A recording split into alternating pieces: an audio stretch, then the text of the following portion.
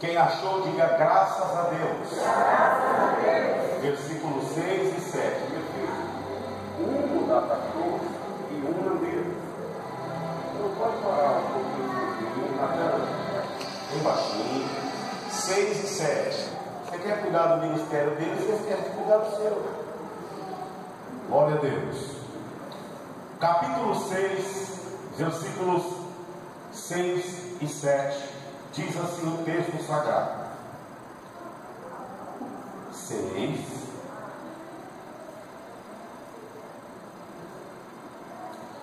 Versículo 6.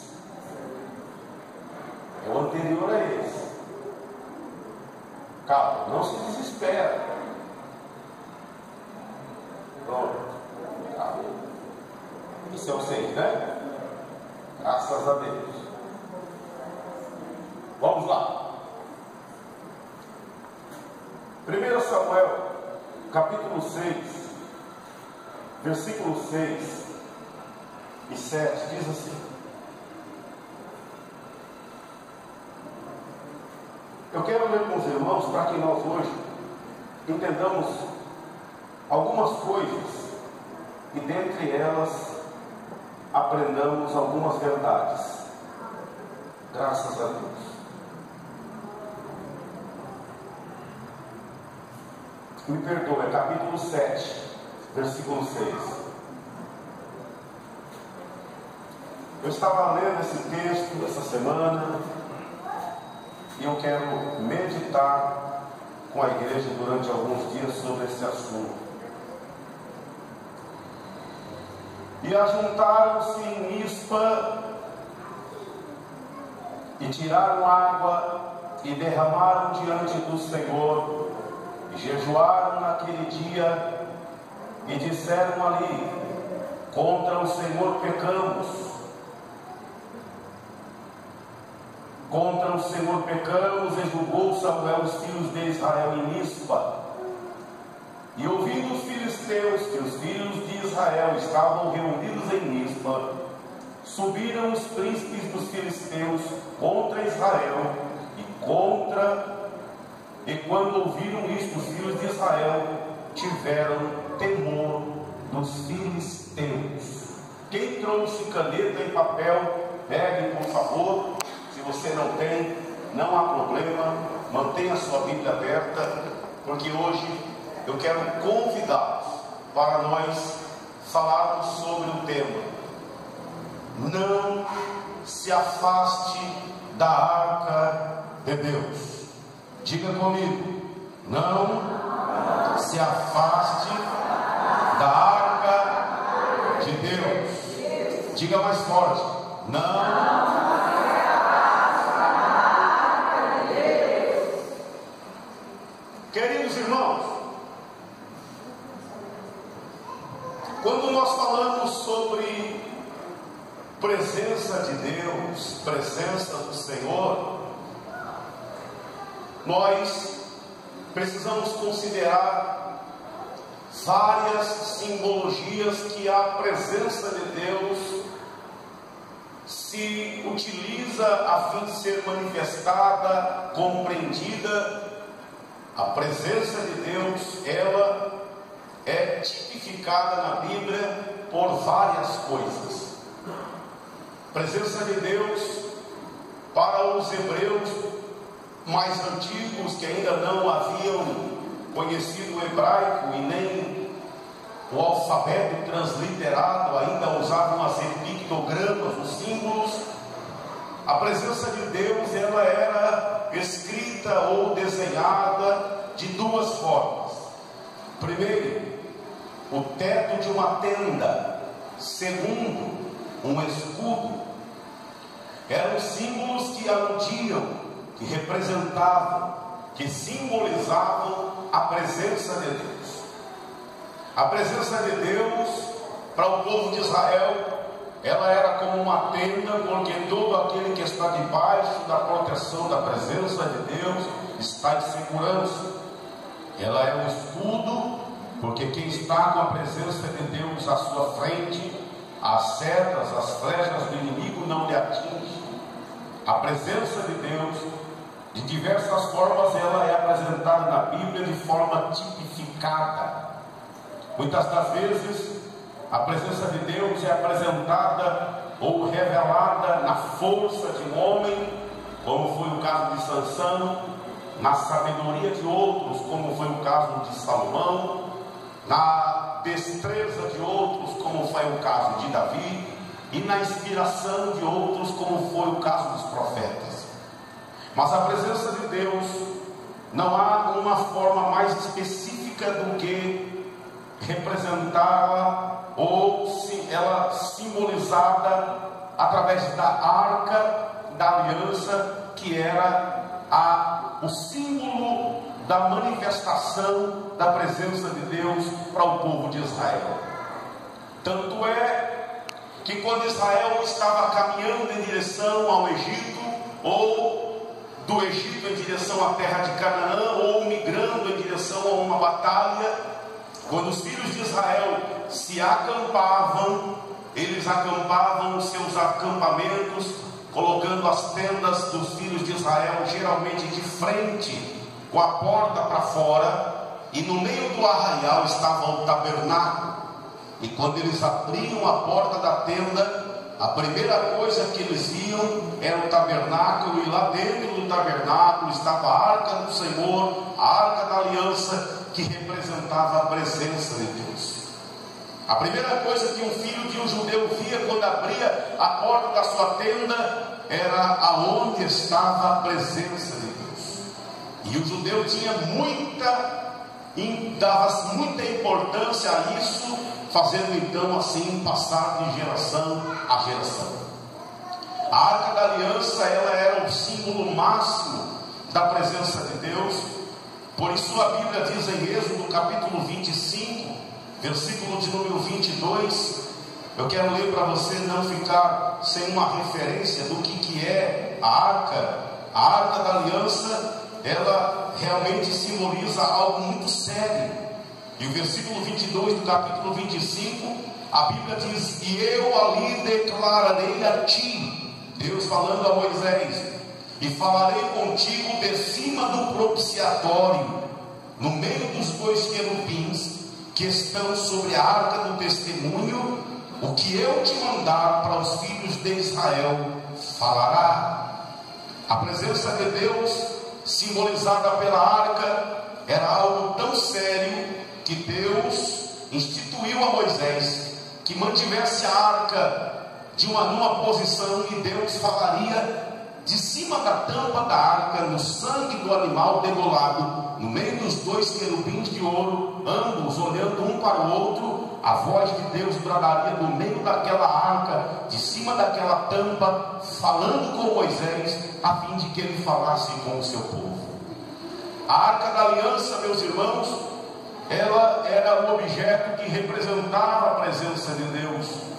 E a única coisa que Deus exigia do seu povo é que o seu povo valorizasse, reconhecesse, zelasse, tivesse cuidado em estar próximo de onde Deus fala, de onde Deus está, de onde a presença de Deus se manifesta. No caso, no Santo dos Santos, onde estava a arca, ou em volta do átrio interior, no átrio exterior, onde a presença do Senhor estava.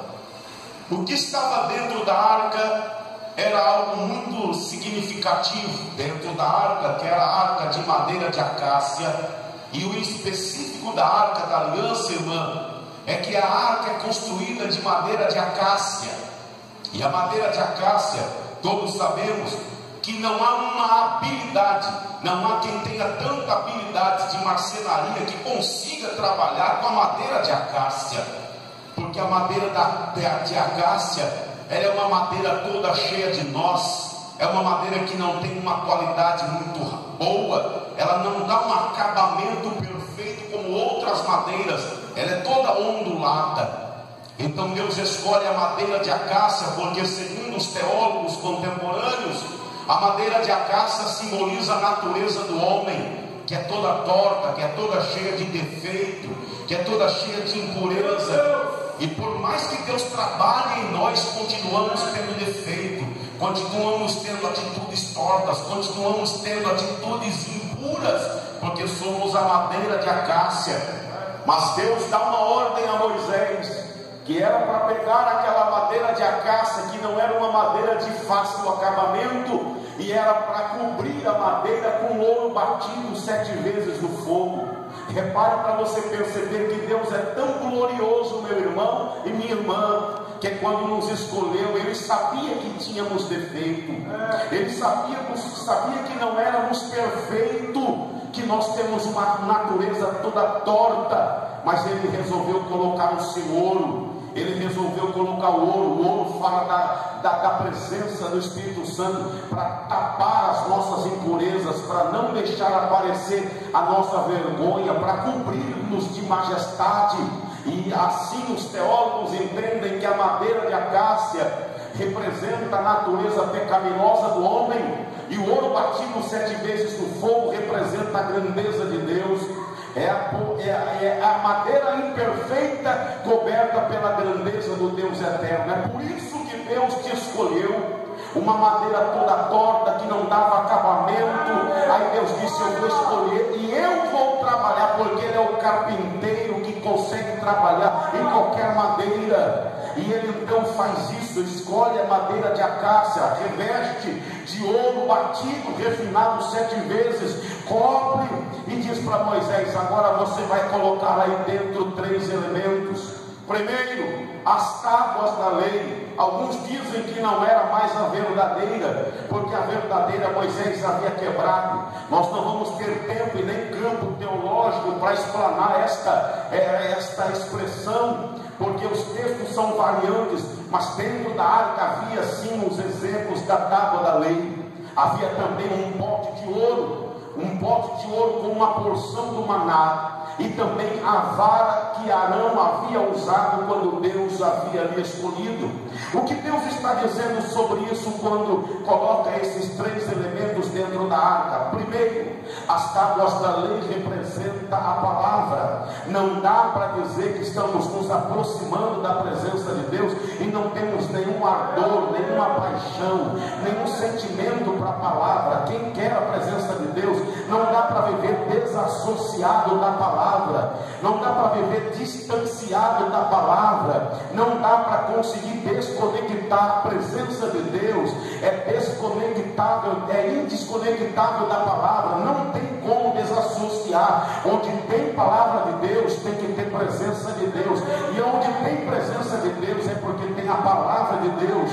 Nós estamos vendo um monte de coisas acontecendo, e nem todos esses movimentos têm origem bíblica, têm origem na palavra de Deus, porque aonde a presença de Deus está de verdade, a palavra de Deus, ela tem prioridade, ela tem primazia. E repare para você ver, irmã Cidali, que Deus não disse para Moisés: deixa a tábua encostada de um lado, deixa a tábua colocada encostada no canto. Não, a tábua da lei tinha que ficar dentro. Por quê? Porque tudo que está envolvido com a presença de Deus, a palavra tem que estar no meio. Tem que haver uma mistura com as coisas que têm origem na palavra. Glória seja dada ao Senhor. Então dentro da arca havia as tábuas da lei que Deus havia dado ao seu povo. Deus então também separa uma porção do maná. Por que Deus pede para ser colocada ali uma porção do maná? Porque a porção do maná fala da providência de Deus.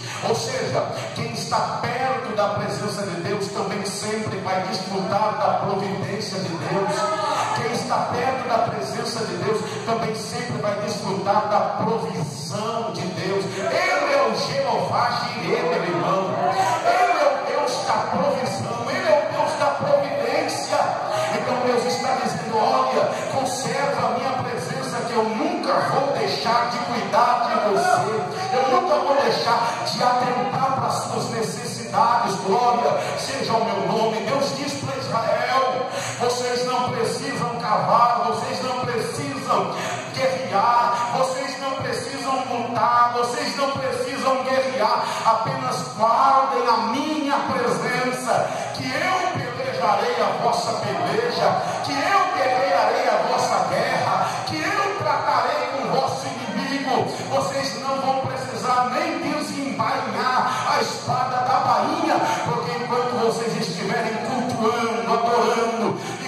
simbolizando a minha presença. Eu estarei trabalhando por causa de vocês.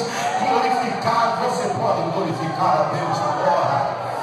Aleluia, glória a Deus. Dentro da arca também havia uma vara, a vara que Arão havia usado e Deus havia mostrado. A vara fala do que? Fala da escolha, fala do poder de Deus, fala da manifestação de Deus, fala da autoridade de Deus. Ou seja, a presença de Deus também vem acompanhada do poder de Deus, da manifestação de Deus, da graça de Deus. Glória seja ao Senhor. Então Deus está dizendo ao seu povo: olha, eu estou representado. Essa caixa não me comporta, essa caixa não é capaz de me conter, mas eu vou me simbolizar, e eu peço apenas que vocês conduzam essa caixa com responsabilidade. Ela simboliza a minha presença no meio de vocês. E Israel então tem essa incumbência. Mas olha o que diz o versículo de número 1 do capítulo de número 7. A Bíblia diz assim, meus irmãos, que eles começaram a se comportar negligentemente na presença de Deus, e não deram mais valor, não começaram a cuidar daquilo que Deus havia estabelecido, e o povo de Deus então começou a se afastar da presença de Deus.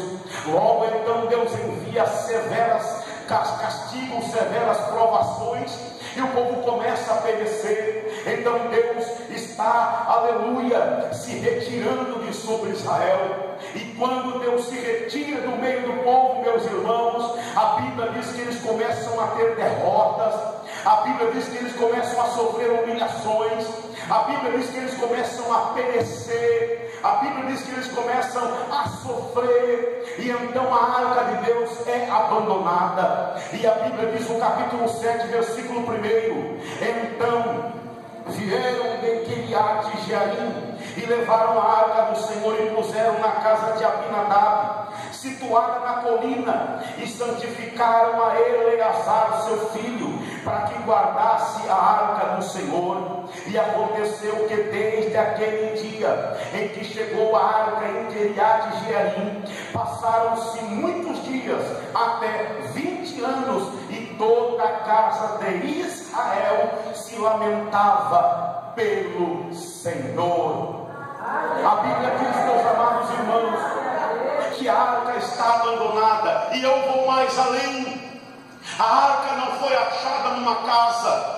O Salmo 132, eu quero ler para você ver o Salmo 132, versículo de número 5, verso, ou melhor dizendo, de número 5 do Salmo 132, ou seja, verso de número 6. Olha o que diz: eis que em Efrata ouvimos dela. Dela quem? Da arca. Eis que ouvimos falar da arca em Efrata, e a achamos no campo do bosque. O salmista Davi está escrevendo que a arca, que era para ser conduzida com amor, com zelo, agora foi achada num campo, agora foi achada num bosque, totalmente desprezada, totalmente ignorada, totalmente desconsiderada. E ela então foi abandonada num bosque, foi abandonada num campo. Foi assim que a arca foi achada. À medida que a arca foi achada, meus irmãos, ela então foi colocada na casa de Abinadab. Davi precisa levar a arca de volta para Jerusalém, mas ele precisa ter cuidado para conduzir a arca, porque não se conduz a arca de qualquer maneira. Então ele diz: olha, já que eu não tenho condições de levar agora, eu vou deixar aqui. E ela fica então na casa de um homem chamado Abinadab. Segundo os relatos bíblicos, meus amados irmãos, a arca ficou perdida por aproximadamente 70 anos. Só no reinado de Saul, ela ficou mais de 25 anos perdida. Só para Davi Davi se assumir ao trono foram 14 anos, mais 7 anos em Hebrom. Ou seja, a arca ficou perdida muito tempo, e à medida com que a arca ficou perdida, o povo está sofrendo na mão dos midianitas, sofrendo na mão dos amalequitas, sofrendo na mão do inimigo. Olhe para cá, por favor, meu irmão. Se nós fôssemos transliterar essa expressão e aplicar na nossa vida de hoje, nós vamos entender, missionária, o porquê tem gente sofrendo que não era para sofrer, porque estão tratando as coisas de Deus, a presença de Deus, com desprezo, porque estão tratando as coisas de Deus com descaso. O que Deus queria de Israel é o que Deus quer na igreja de hoje. O que Deus queria de Israel é o que Deus exige da igreja de agora. Deus não quer que você vire um fanático, Deus não quer que você vire um ignorante, Deus não quer que você vire uma pessoa mais santa do que as outras. A única coisa que Deus quer de você, de mim, de nós, é que nós não nos apartemos daquilo que nos traz a proteção. E o que é que nos traz a proteção? A arca, a presença de Deus. A proteção da igreja não está no órgão, não está na instituição. A presença de Deus está na presença do dono da igreja, que é a presença do Senhor.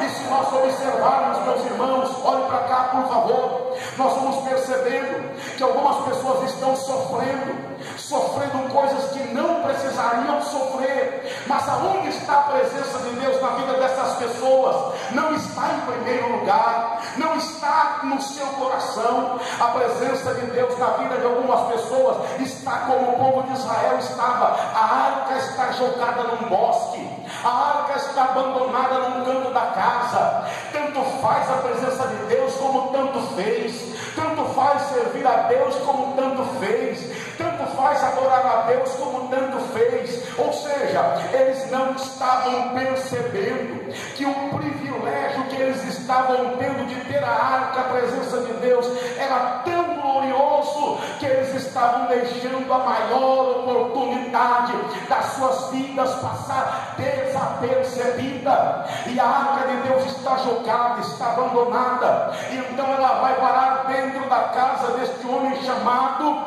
Abinadab. Abinadab tem um filho chamado Eleazar. Olhe para cá. Eleazar é o filho mais velho. Ele está responsável de cuidar da arca de Deus.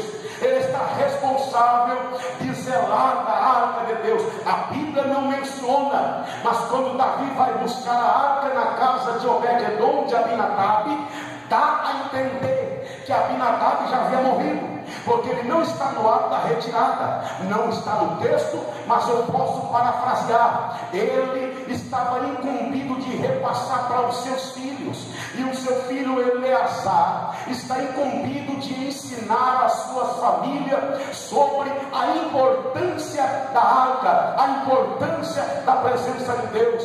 Sabe quanto tempo a arca ficou dentro da casa de Abinadab? Aproximadamente 20 anos. 20 anos dentro da casa de Abinadab. Mas sabe o que a arca era para Abinadab, para Eleazar? Era uma coisa qualquer, era um móvel qualquer. À medida com que os anos foram passando, à medida com que os anos foram chegando, aquele móvel que representava a presença de Deus, talvez se transformou num cabide de roupa suja, talvez se transformou num encosto de vassoura velha, talvez se transformou num móvel que estava ali compondo a composição, a decoração da casa, e ela se tornou uma coisa comum, uma coisa corriqueira, algo sem nenhuma importância. Tanto é que os filhos daquela família não foram ensinados sobre os valores espirituais daquela arca. Os filhos que foram crescendo não aprenderam a honrar aquela arca, passavam perto daquela arca e não aprenderam nada sobre a presença de Deus, sobre a palavra de Deus, sobre a provisão de Deus. E o que eu aprendo com isso aqui, meu irmão, minha irmã? Por favor, me escute agora. O que eu aprendo? A presença de Deus dentro da nossa casa, ela precisa ser compartilhada com aqueles que estão debaixo do nosso teto. Você tem que passar passar para todos que estão debaixo do teu teto a importância da presença de Deus. Os nossos filhos têm que olhar para nós e ver em nós o amor pela presença de Deus. Os nossos filhos têm que olhar em nós e ver em nós o zelo pela presença de Deus.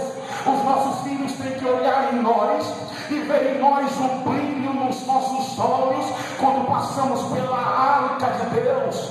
A Bíblia diz que este homem chamado Eleazar, ele é mais ou menos uma pessoa que é um crente, atualmente falando, um evangélico, que os filhos olham para ele e não vê ele valorizando as coisas de Deus, não vê ele valorizando o reino de Deus, não vê ele valorizando a obra de Deus, não vê ele valorizando a santidade de Deus. Ou seja, o melhor exemplo para a tua família não está na rua, está dentro da tua casa. Se o teu filho não te vê orando, ele não vai aprender a orar. Se o teu filho não te vê jejuando, ele não vai aprender a jejuar. Se o teu filho te vê desprezando a Deus, falando mal das coisas de Deus, se você passa perto da arca da presença de Deus e você só tem palavras negativas, não pense que o teu filho vai aprender na internet. Não pense que o teu filho vai aprender na escola.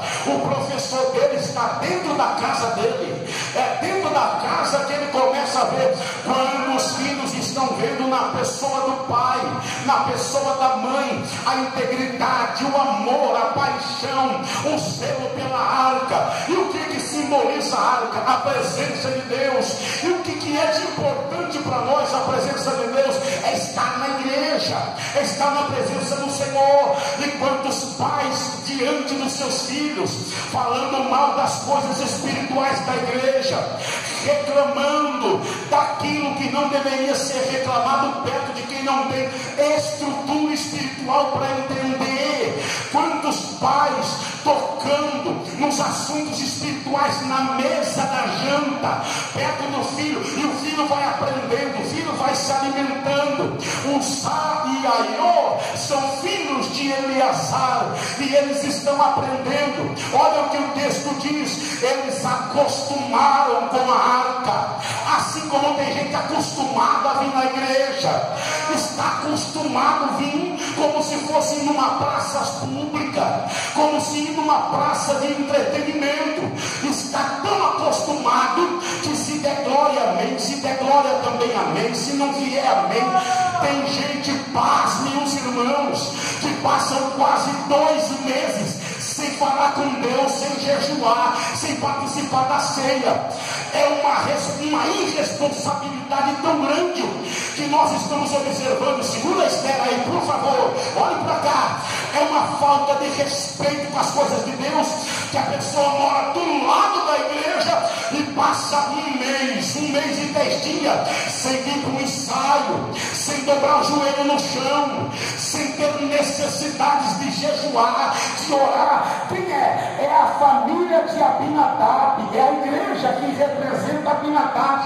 A arca está lá, a presença de Deus está lá, a casa de Deus está lá, o profeta de Deus está lá, o pão de Deus está lá, o maná de Deus está lá, mas no dia em que estão dispostos a orar Deus, estão desprezando, não valorizando a arca de Deus, a presença do Senhor. Eu estava dizendo hoje para uma irmã que nós fomos tomar café. Lamentavelmente, esta é a pior safra de crentes de todos os tempos que o Evangelho já gerou.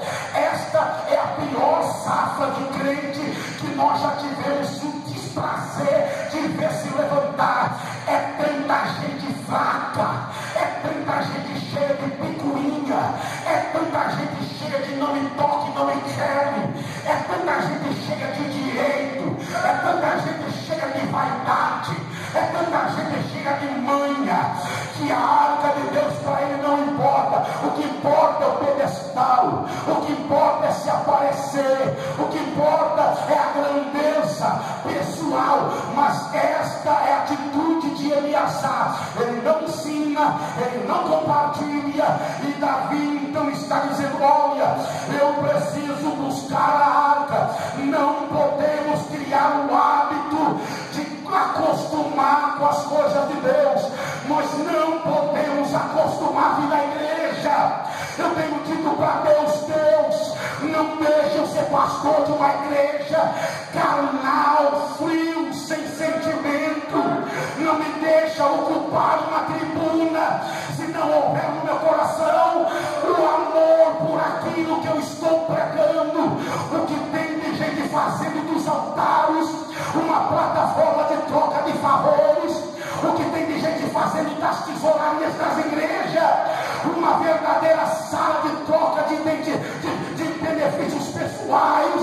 A presença de Deus já está longe, mas Deus estava dizendo para Davi: você vai lá buscar a arca. E quando chegou lá para tirar a arca da casa de Abinadab é velho, os filhos têm que ajudar, e a Bíblia diz, olha por favor, a Bíblia diz que quando a arca vai sair,